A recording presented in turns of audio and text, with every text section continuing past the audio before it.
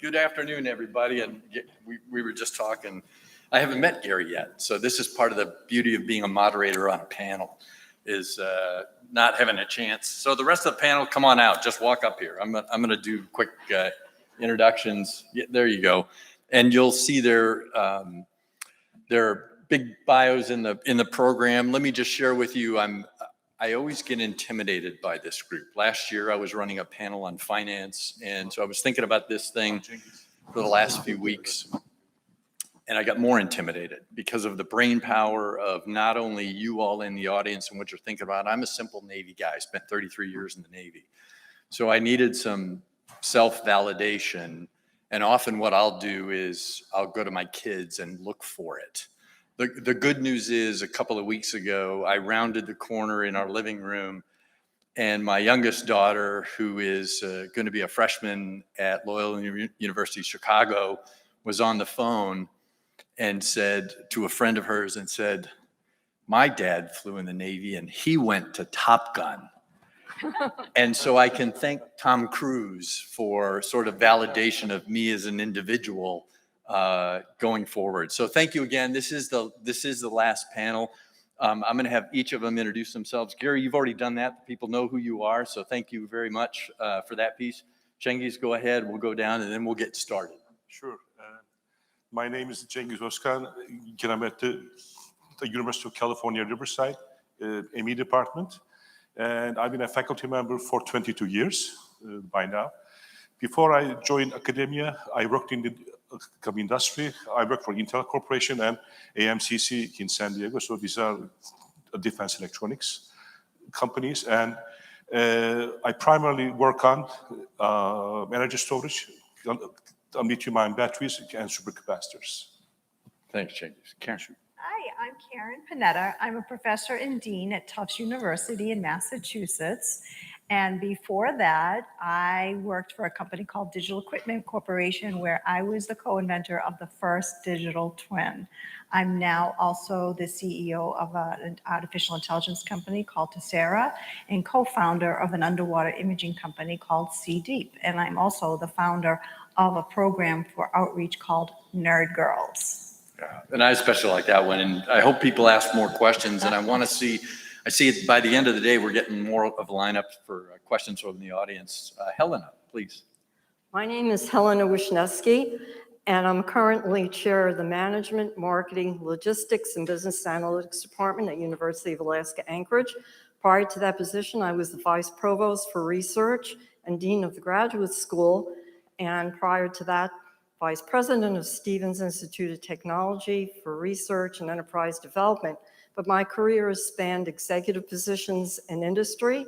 I also served at DARPA and the CIA, and I've launched over 12 startup companies, sold some, and raised investment. So it's been very exciting, and I could bring all these concepts into entrepreneurship. And so I'll focus on my responses on the positions that dealt with Vice Provost for Research and Vice President and bring those together. Thanks, Helena. And she gets the award for the biggest temperature delta coming in from Anchorage. And now, where it's hot when it's 70 to be able to handle the heat here. So, Helena, thank you for that. In fact, and the first question I'm going to ask, and the beautiful thing about this panel, we had a pre-panel, and I just wanted to hold the energy because the banter back and forth was great. We get a chance to dream a little bit on this panel. So this is one of the ones, and I want the audience, I want you all to sort of dream as well about the future of innovation, the role at the university level, what you see. So Helena, I'll let you start, and then we'll work kind of this way through Gary on this first one. We've had a chance to learn and hear from people about the role and responsibility of innovation in the university structure. Kind of give us your thoughts on that, the kind of the importance of that role in the university today, and then really project out, how do you see that changing in the future, that piece of innovation within the university culture? All right.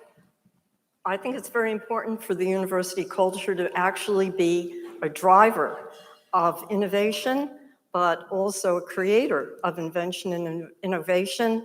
But in the previous century, the university's role They provided research solutions to major corporations that created products.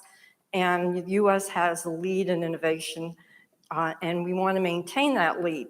So that's the role of the university also, is to help the US maintain a lead in innovation and invention. But one of the key changes between this century and the previous one is the university really has to be a driver of innovation, but not only that, but of taking the lead for economic development. So I think that the future is going to be really influenced that we're now in the fourth industrial revolution. And so it's known as a digital revolution, but the exciting part, it's a confluence of the physical, the digital, and the biological. And so technologies like AI, Internet of Things, 5G are going to play a huge role, and the university has to be a player in those areas. Thanks, Helena. Karen, your thoughts on role and responsibility of innovation, and then where you see that headed? Sure. So the first thing is today's generation and our future students, they are really socially conscious. So they're forcing the universities to accept and move in that direction. We also have to recognize, we just talked about the research component of it. There has to be more than just research. There really has to be collaboration with industry. And there's been too much push and pull on a separation on the IP. Who gets the IP? I don't want my students working on your things unless I'm going to own all the IP. That has really stifled innovation. So I think the role of the university is to not just be followers of what has worked in the past, because this generation is not going to check the boxes and just go along, with a regular recipe. They're very innovative in the way they approach problems, and our processes and procedures within institutions has to also stop checking boxes and think beyond, and not just wait for somebody else to do it and prove the risk before they jump in to do that. And if they don't, they're going to lose those students. They'll go somewhere else where they get that. Yeah, and we'll talk about that here in a little while, about the persona of that next generation and how they're thinking. Cengiz, your thoughts on the role of innovation and where that role and responsibility in the future, what it might look like. Yes. I can give examples actually. So I'm in my lab. I encourage my students to be innovative, and they can bring up their ideas. So what we do is, before we, for example, submit any manuscript to any journal, I give them the chance to talk to our patent lawyers on campus. And so they can get feedback on, okay, what is actually patentable. So students should be given more and more opportunities. There was actually a remark early in the morning.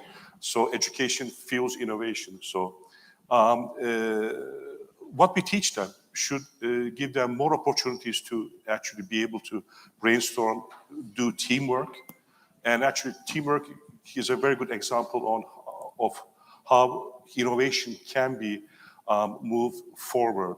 So it's not just one or two individuals with the bright minds, but also I feel that innovation it can be very much taught. So we will see, the generations that, at least in the upcoming 50 years, I would say. So we are going to see more and more socially conscious students wanting to do actually more startups. So I'm very happy to see some of my students building up their own startups, and so be more active and creative. So not just leaving. So for example, if they come up with a patent, it should be commercialized by technology transfer. So it's not just that, but actually having the means to be able to find the funding so that they can work on the startups themselves. Yeah, so and I run the risk of, they may not be here, the Notre Dame gang, my vote for the best presentation, are they in the crowd? Because as you talk about that sort of startup mentality and that framework, I think is fantastic. Gary, we didn't get a chance to hear you talk, so I'm a little bit at risk of maybe this has already been repeated. I also like the fact that it's 20 million minds. I wasn't quite sure what 20 mm was, so kind of exciting. Tell your thoughts on the role of role and responsibility of innovation in the higher education world and where you see that going. Okay, so let me back up one step to the conversation with Paul. I think that most colleges and universities are failing students by not offering them a course in at least entrepreneurship that incorporates the vital elements of intellectual property as a four credit course. Because they claim they're preparing students for the future. Well, geez, that is the future. So they're failing them. That's the first thing. The next thing is probably everybody in this room has watched Shark Tank. We can't have this inertia of mass at rest that has held back so many colleges and universities from truly being entrepreneurial and supporting entrepreneurial endeavors. It's as if they think they're going to contaminate themselves by having outreach to for-profit businesses. And that's simply not correct. It's not true. And in every major city, at least, there's certainly venture capital that you could get to commit itself to run an incubator accelerator within the college or university, and even to play Shark Tank and venture fund the most promising one of these startups. I don't know of any colleges or universities that have done that. Yeah. So thank you for that. And now we get to go into I'm not going to go down the row. I'm going to poke at somebody a second let's talk about the education role a little bit. And Cengiz, you mentioned this as well, this education piece. And I've seen it in the high-tech corridor, different levels of engagement on the education side versus no kidding, there's the incubator with I-Core feeding that piece. So let me start with Karen. Your thoughts on the education role and also with the idea of future in mind. Sure. What can we do? Well, What should we do? I was just going to say, what he said was right on, because again, the rigid processes that institutions are so used to having, to saying this is, the 10 technical courses you need for a degree, but yet we want you to be an entrepreneur. So I changed that at my institution. Now all my programs incorporate negotiation and some aspect of financial management and entrepreneurship. That was like herding cats, because you have to go and convince all these entities of different departments who are research one institution researchers who have no entrepreneurship for the majority part of it, and tell them that this is good for your students. Yeah. So, that's something that we have to embrace rather than resist. But in the future, we definitely want to make sure that the university has the capacity to nurture startups as well. And right now, those lines are very difficult. There's, getting funding or even how to do it is not really, nobody's there to hold a hand. Is there a first step? One of the things that I think about if I were sitting in the crowd, I'm going, okay, but what's the first step? So you mentioned, hey, this is what we did Changing at the Tufts. curriculum, change the curriculum. Okay. Change the curriculum, and, they worry about accreditation and things like that. You know what? Accreditation will follow what makes sense. So that's, change the curriculum so it makes sense. And you'll watch your enrollments, skyrocket. And that changes a lot of minds when the revenue starts coming in for the programs, which shouldn't happen, but it does, because they'll say, wow, students really want this. It's in demand. Yeah. And the rules of engagement are we can comment on anybody's. Gary, did you have thought on that? Share a quick story. Yeah. So the very first course, 3-credit course for intellectual property was offered at USC because Max Nikias was the president and I asked him to do it. And Luke Deschaux, who was the managing intellectual property attorney at Kirkland & Ellis, offered to teach the course. And right before the course began, he said to me, what do you think we should do? And we had produced this book called The Intangible Advantage, which is basically a course on intellectual property for non-lawyers. And that was going to be the textbook. And I said, Luke, if they're smart enough to get into USC, there's absolutely no point in teaching them anything that's in the textbook. So he took that as a go-ahead. He had Marshall Phelps, Andrew Anku, Dave Kapos, the guy who was the chief intellectual property for Apple. They were on the stage debating issues. By the third class, they had to get an amphitheater. They had federal judges sitting in the audience listening to the debates. That's how much students wanted to take the course.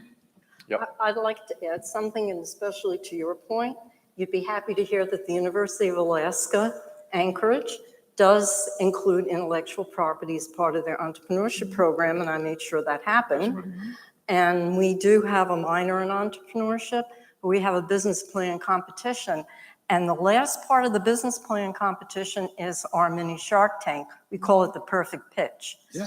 And it's, so if you're going to do the business plan competition, there's a process, but it includes mentoring, because that's really important. Yes.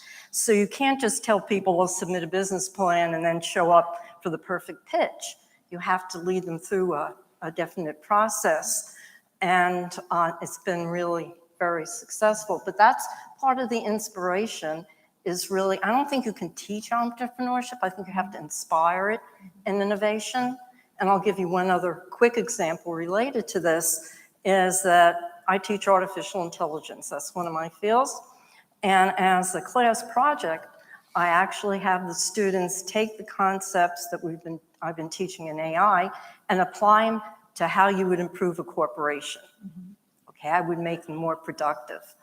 And in doing that, some students are actually doing patent filings because they've come up with really innovative ideas.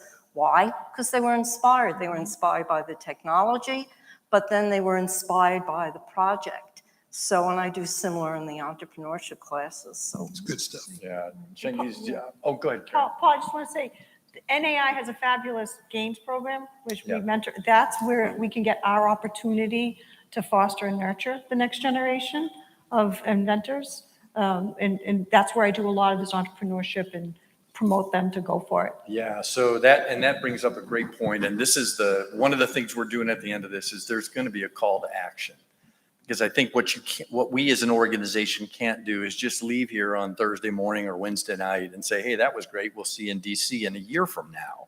There has to be this call to action. And so I'm interested now from all the panelists, just like we talked about in these first steps that you're thinking about for this next generation, what are concrete steps that you see that NAI can do, whether it's resources or emphasis or, I have some thoughts in my head, but I'm interested in yours, things that have worked, that we've nibbled at, that we need to go whole hog, let's go this way. So your thoughts of the role of NAI, here we are, in that world. Cengiz, let me start with you. Chapters can actually enable this on campus by encouraging the members and fellows to go can talk to people, give speeches actually, and then we can encourage them to actually have these courses that are introduced. So we are doing this a little bit by actually mentoring the management. Not entrepreneurship, come as a separate course, but that has to happen in the future. And perhaps they can begin by, the year of engineering. So we have the senior design series. So the first, for example, on my campus, the first 2 quarters. So students to work on a finishing project. So this could be perhaps integrated with an entrepreneurship idea. And definitely we have to feel this and have this the more and more on campus. So as soon as we go back, I'll talk to them about this. Yeah. Go ahead, Helena. Yeah. I'd like to dovetail a little bit on your point too. When I'll give an example at UAA, but I found really important was I established an infrastructure. You said a first step, commercialization infrastructure, that then formed a framework. And within that framework was to actually not only inspire, but support and recognize innovation and entrepreneurship. So I established a chapter of the National Academy of Inventors, and that was part of the recognition. And I also established the Patent Wall of Fame, and we had a big induction ceremony. And so what that does is it provides incentives and recognition and motivation for faculty and for students to participate. But NAI was a part of that. And so, and when we had our event, we had even the state legislators, one of the senators spoke at it because they were so excited that Alaska was doing this. But it's part of that inspiration and innovation. Yeah. Go ahead, Karen. Paul, I was going to also add, we're all members of other professional societies. And my other home society is the IEEE. And I can tell you that, students love humanitarian activities. Well, there's a group that does humanitarian activities. I found that rather than starting from scratch, I go and I see what's already built, and I get the best practices from the partner societies. And that has been profoundly impactful. So, we all have our multiple affiliations, and I think that the NEI, we could partner much stronger to create and forge greater synergies among our institutions. One of the things that was brought up in an earlier panel, and it's mentioned here a little bit, but I want to dive deeper into it, is the role of business. We talk about connections to community. In the corridor, we talk about community-driven innovation and that piece. I'm interested in your thoughts, experiences, and again, the future of business and what we're doing now that works, what might need to change, things that aren't working, to share with the audience. And let me start, Karen, let me just start with you and then we'll go from there. Sure. Right now, in the landscape of education, we don't do enough for people in industry, and we don't do enough for our military. So people that want to resume learning, either on a part-time basis or continuation, it's either, well, you do a full-time program or you try some online program. And in what I do, I lead my institution in part-time PhDs because they all are from industry. And I've dovetailed on what's important to you to do your research in your job. So I haven't separated that, well, you're going to do what I want you to do in my research, but what's the synergy that we can build that will actually help your business? And that has added value to the companies so that if they see new opportunities, and it has actually started new businesses within companies, and they love that. So I'd like to see more of that in businesses. Gary, you're unique in the panel. So I'm interested in your thoughts and your view of that connection of businesses, the private sector, and how you see the future of that playing out, and what might their role be to help accelerate what you're talking about? Let me tell you two anecdotes.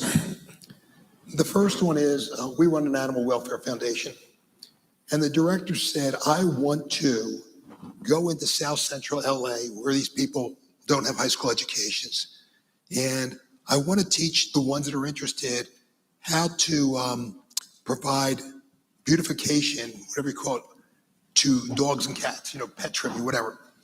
I said, if you want to do it, Brett, do it. So he's now graduated 54 people, and every one of them had a job the day before they graduated. So I said to Brett, I said, how much does it cost us for each person that goes through the course? He said about $9,000. So Mike Milken once taught me, never pay for something that somebody else can pay for. I don't care if you're a charity or not. And I said, well, wait a second, who's hiring all these people? He said, well, it's PetSmart, PetGo. I said, well, go get them to give you the money. They didn't blink. Yeah. They didn't blink. They said, how many guys can you get us? How many girls can you get us? They're writing the check, and we're now training these people. That shows you what industry can do if you bring them in. And let me tell you the second story. So the California Science Center was given Endeavor. They needed $35 million. They had to pull the street lamps out of the streets to pull this thing. Remember this thing? This huge 95-foot wide space capsule to bring it down the streets. They got all the money by going to 3 aerospace companies. They said, hey, come on, guys. 3 aerospace companies wrote the checks for $35 million. Yeah. They wanted to. Yeah, and I think, to that, it's interesting you say that, because I think a couple of thoughts. One is, it's really hard for us to sort of reach across into a different social vertical that we're not familiar with, because we start the self-talk of like, I can't ask that question. When you realize, oh my gosh, just ask them and they'll do it. Right, but the other part of what you're saying is, and I keep saying this, and please, I'm not trying to insult anybody, but the people who are running our colleges and universities grew up in that culture. They never had a job. They weren't entrepreneurs. They weren't running a business. They didn't take risk. Yeah. And now you're asking them to do something that's way out of their comfort zones. Yeah, absolutely. Let me, Helena, any thoughts on this line of? Oh, definitely. And partnerships with And it's related to what you're saying. I think having partnerships with industry, and an example is that we have a lab on corrosion, and BP, who is in Alaska, has problems with pipeline and corrosion. So they formed a partnership with us. They gave over $1 million for us to establish a lab. And they liked it because their offices were close to the university. They could walk down the street, so to speak, and collaborate. So that brings me to the next point, is that collaborative partnership, as well as investments and the technology transfer, because we're talking about innovations and startups. So having the relationship with the industry, you could now have a vehicle for your technology transfer and be doing things that they really need. Yeah, Gary, go ahead. I just have to tell you, I love that Takeda Pharma paid the University of Washington $30 million for nothing more than the right to walk down the hallway. They just wanted to see what the research was, because of course they saw something they liked, they could make an offer. It was worth $30 million to have walking down the hallway rights. Yeah. So 4 minutes, and then we're going to go with questions, because the better questions aren't coming from me. They're coming from you all. So with 4 minutes, I got 4 panelists. So you each got 1 minute. What question didn't I ask you that you wish I would have? What was that one thought in your head over the last night, this morning, saying, and this is the point I want to make? Helena, we'll start with you and then work back this way. Okay, and it kind of summarizes some of the points I've made earlier. And if you really want to establish a culture of innovation, it's very important that you create the mindset around it and that the university is cognizant of it. And you have to provide the support for it, and you have to provide the recognition for it and the reward system for it. And in Alaska, when I came there, one perfect example is they only had one patent filing.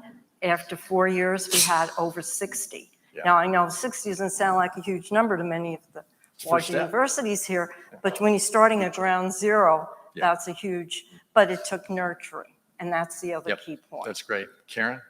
The question you didn't ask me is, why do we still not have fair representation of women and underrepresented individuals? Yep, absolutely. Yep. Well, we're here. And the answer is, we do not start early enough nurturing them. And we put filters on young children that if they're not the very best at math and science, don't bother.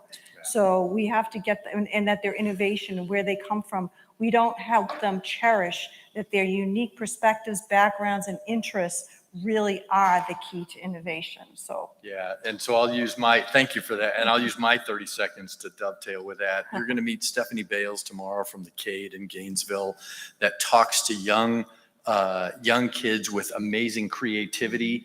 I think, and I'll just be totally honest, looking at our educational systems in general, K through 12, we beat the creativity out of them by the time they graduate. That's kind of how it is. So thank you for that piece. Cengiz, please. Sure. So I'll say a few things, actually. So first off, we have an online MS program, a Master of Science. And we have a large number of students. So this started about 6 years ago. Now we are up to 300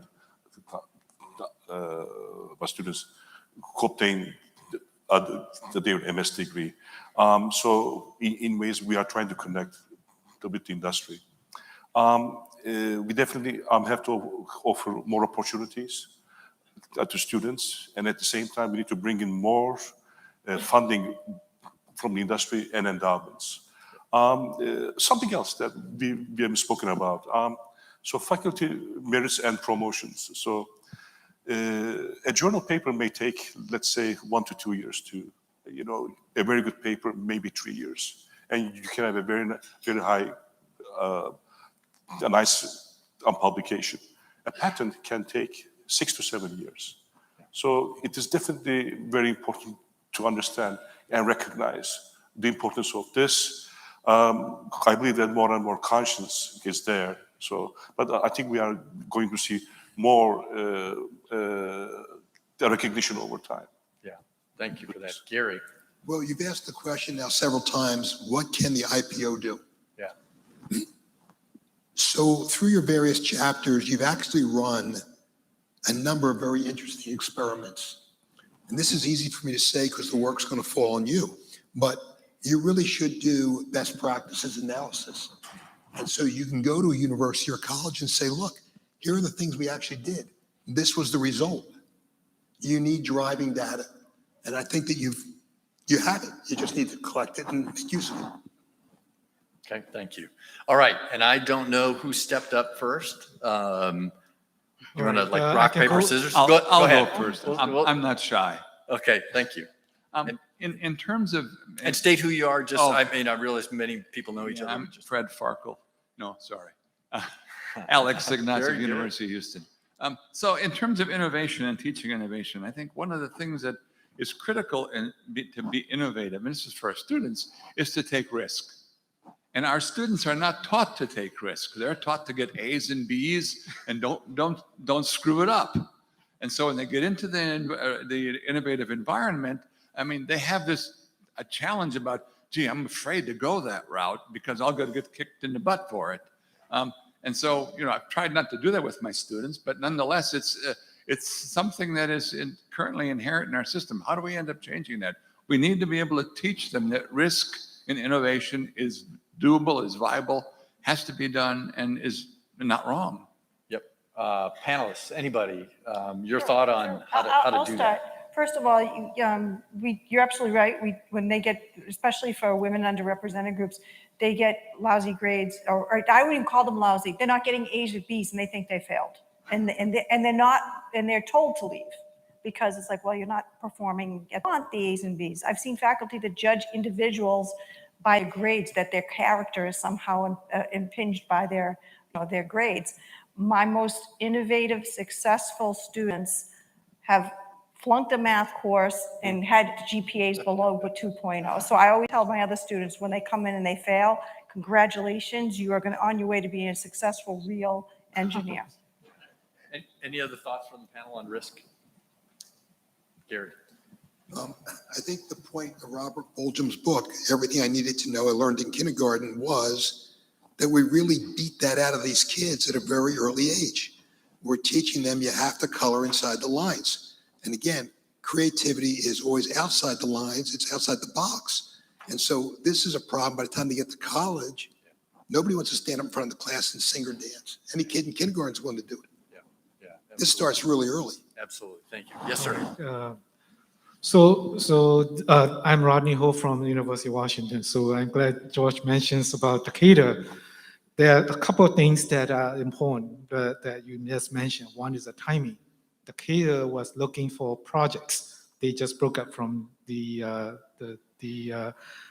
conglomerate from Japan.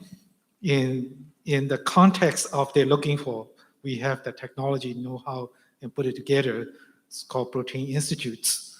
That has a lot of different ideas that they are buying into, right? So we need to ask.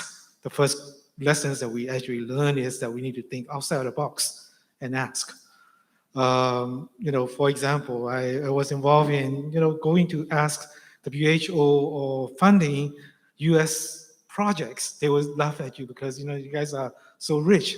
Why you ask me? But you need to have an intersect of interest that George mentions about the LA pet projects, right? So really the interest or pipeline, I was very glad to see that has been mentioned. And so is there any example in other institutions that are doing like that? I think that's really, think of the synergies and network that we all have in different strength. Mm-hmm. Is there a way that we can collectively think through but never fail to ask? Yeah. They can always say no. So that's a risk of saying no is a risk, at least in my lifetime that I learned that's really much appreciated in terms of how we can actually train the veterans, other people, take it to their need and says, what can we do to create impossible to become possible and create impact? And so that's, thank you. Any examples, any thoughts, Karen? So I work a lot with engineers, and especially women that have stayed home for a while to have children or have been displaced, or people who've been laid off and lost their jobs. And they were already, thinking, well, just let me get some clerical job. Let me just put food on the table. And I bring them in to mentor and I give them new projects and I'll say, okay, today we're going to do something on FPGAs and solar energy. And they're like, I don't know anything about that. I'm like, that's right. You're going to learn. And they do. And within 6 months, they all have jobs again.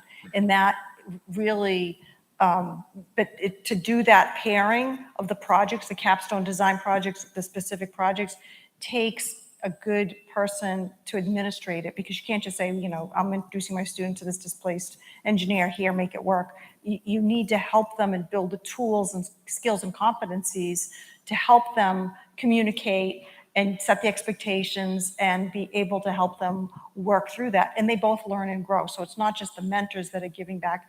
They tell me that they gain more than what they gave to the students. And that's been a very successful program. Thank you. Thank you for that one. Yes, sir. Sam Mohapatra from the University of South Florida. I really enjoyed the discussion about how to do the next generation of innovation. Innovation is a much overused word these days. Many people use it. But the key is that, from my experience, it looks like, I have worked with the high schoolers, I worked with undergraduates. There are patents that can be created by these students, by their ideas. And what was amazing that none of these students actually took any courses like we think about. Many universities now are actually doing courses in innovation, entrepreneurship, leadership. There'll be rarely any university who is not doing that.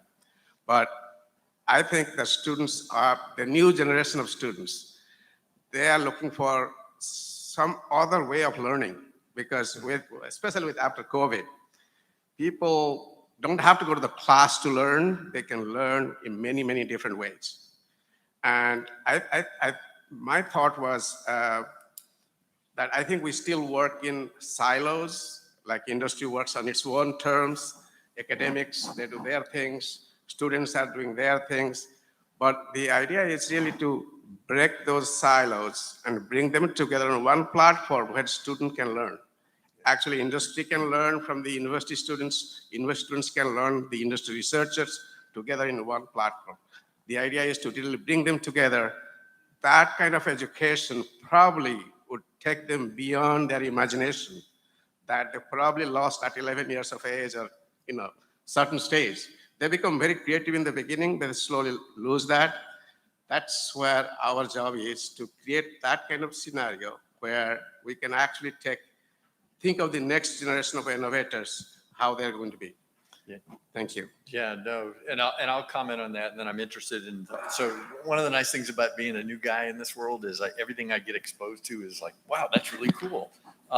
There's an NSF program called REU that brings in undergraduate students. I got a chance to sit on a panel at USF, and I got to meet 20 students who never would have had the chance to do 10 weeks of research paired up with researchers. And if you talk to those students, I remember the one gal who said, yeah, I'm going to double major in physics and English. And I said, why do you want to do that? He says, because I don't think physicists communicate that well. And I want to be, and I go, oh, okay, that's pretty cool. So there are, I guess my point is there are programs out there that help break those silos, because that's how the kids communicate anyway.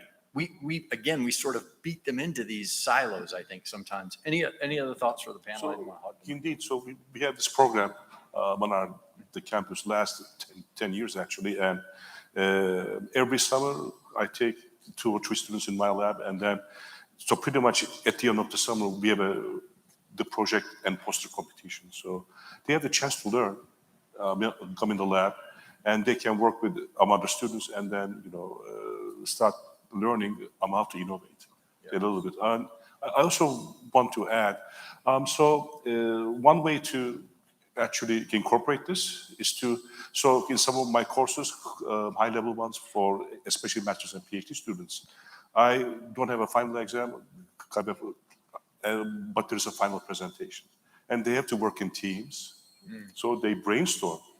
And then I give them a problem. Okay, you know what? So come up with something with this, and we talk about it every week. And then so finally they realize that they are able to think outside the box. I think something like this is a starting point. Sure. Karen, were you going to say something? Well, I was going to say that, everything you talked about is absolutely, we need it. It's not here yet, but I also think that in the future, this generation is hugely social. COVID killed them, but they want social engagement. The learning mechanisms I see that are successful now are the ones where you're actually playing live or learning with other people and that they can interact. So I think the future is going to be in the metaverse and with AI to help customize that as well. So, that the metaverse, I come from the generation, I was like Second Life. I know you've seen it, right? And it's like, that's terrible. Why would that ever work? But I think in the future, things like that will. Yeah. Thank you. No, Go ahead. I agree with that. In the team projects, and that's an example I gave earlier, that I have my students work in groups, and they found that very effective because they're not all the same major, for example. So there's different disciplines interacting, but I just established the Alaska Data Science and AI Lab, and it's jointly with the College of Engineering, but we also have neuroscience involved, and I actually have journalism students involved. And so but the ecosystem we're building there is also the community. So the community will come in with problems and say, how can AI help solve this problem? And then the students and the faculty will work on it.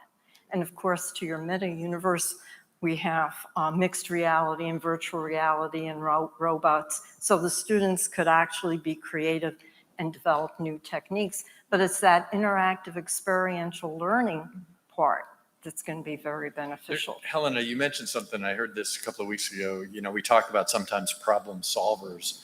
Another valuable group, and the kids are like this, they're problem finders. They know where the problems are. So let's go take that problem and say, I talked to a sixth grader, her name's Allison in Manatee, Sarasota, and she's playing with robots. And I said, hey, tell me what you want to do this. Then she said, I want to save the world. I said, how are you going to do that? She said, our oceans are full of trash. I can create a robot that picks up trash. And all you want to do is nurture her and say, okay, take this and let's accelerate that. So I think that's great. Yes, sir, go ahead.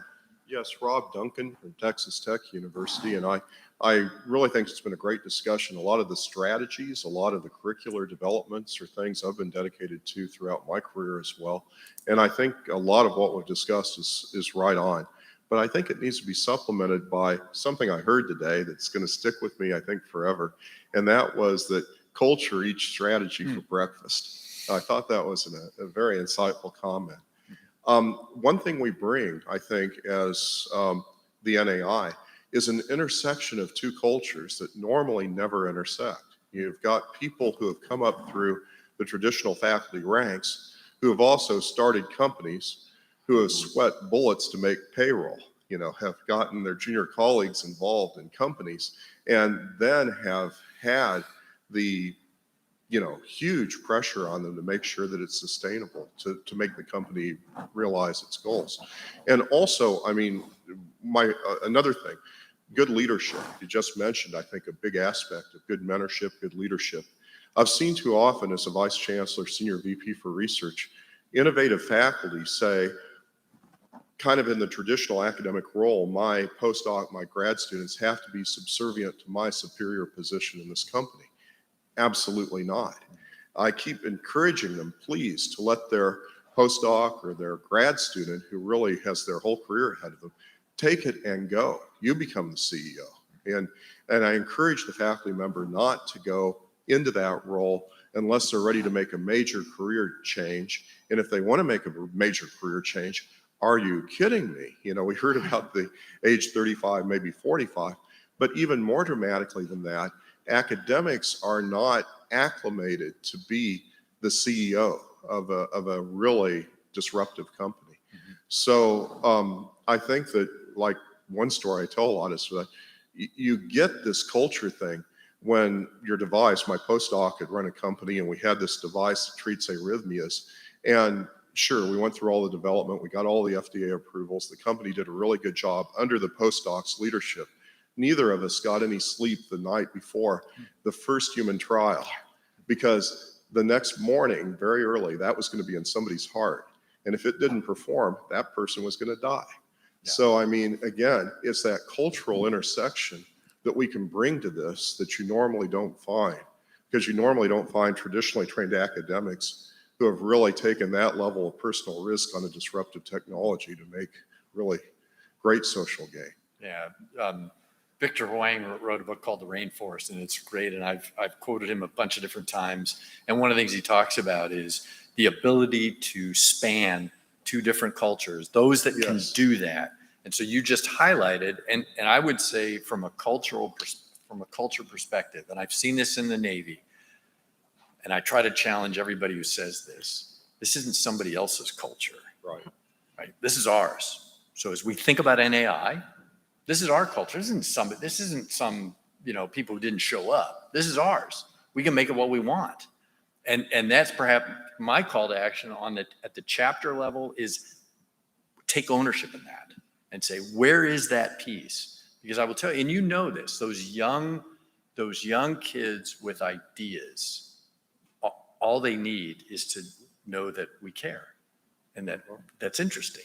And to be able to do that piece. Any thoughts on the culture piece? Or Karen, go ahead. I want to bring up, Helen and I were talking backstage. I agree with most of what you said, but I have to take exception to, the professor being the CEO, because I'm one of them. And Helen and I were talking about, I'm doing my second startup. And I said, I'm so angry with myself for waiting so long.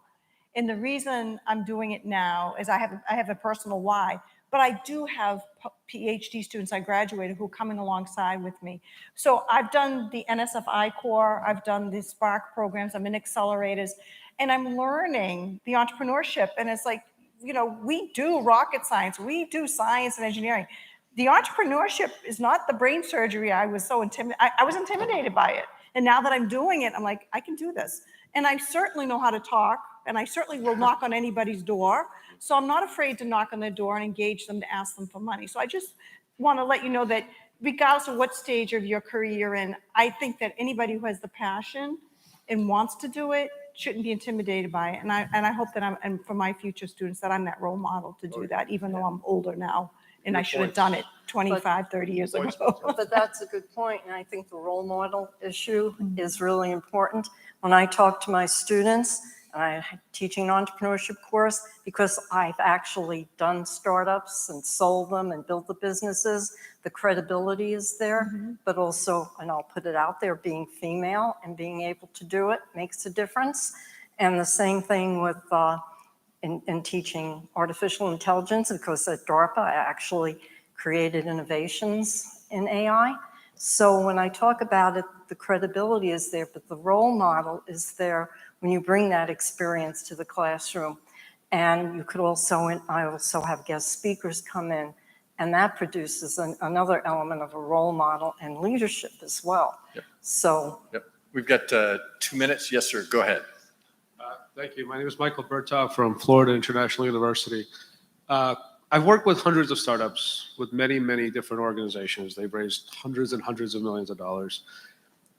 What I see as common is that startups tend to pivot because they have teams that allow them to pivot. In fact, I would posit that most startups are solutions in search of problems, and when they find the problem, they're successful.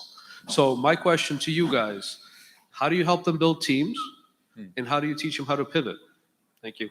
Yeah, so that's great. In fact, that was one of the questions. Thank you for asking that, Michael, because we were going to ask it.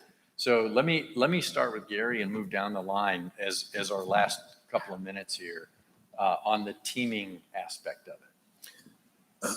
So whether you like the result or you don't like the result, probably one of the most successful team projects of all time was the Manhattan Project.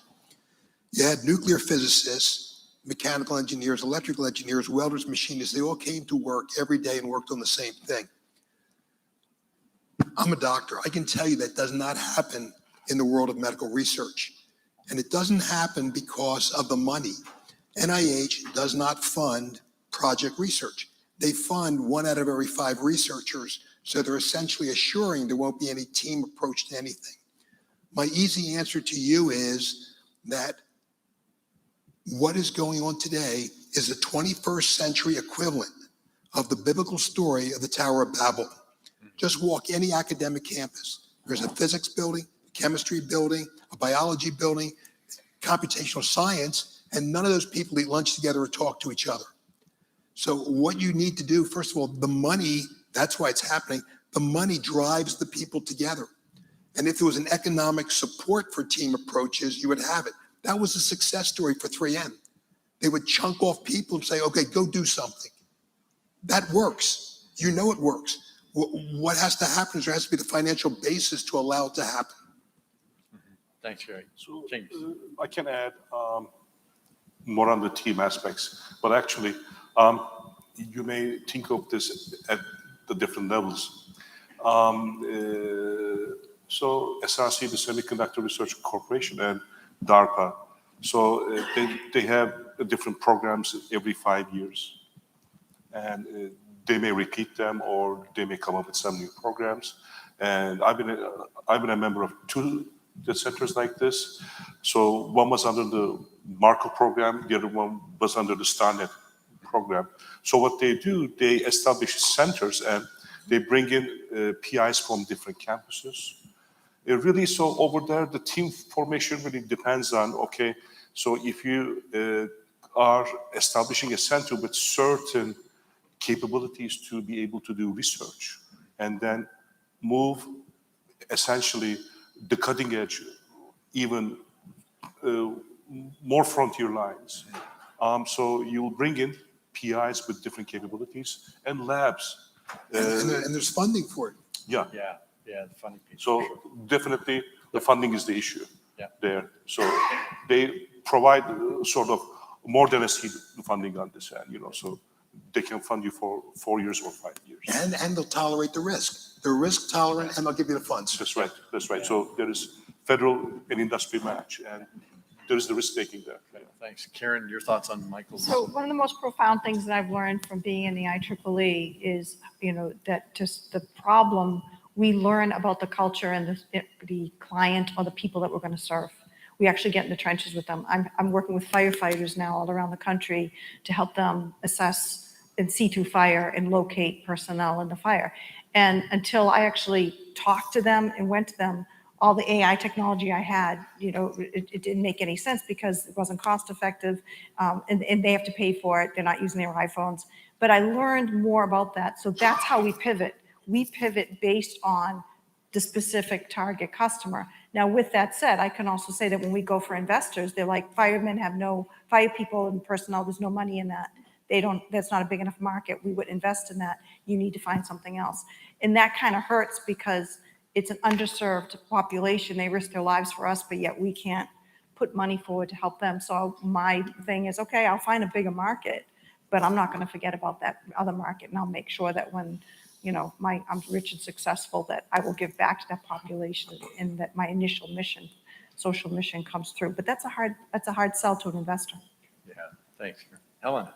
I think regarding building teams, setting an example of how successful teams can be is really important.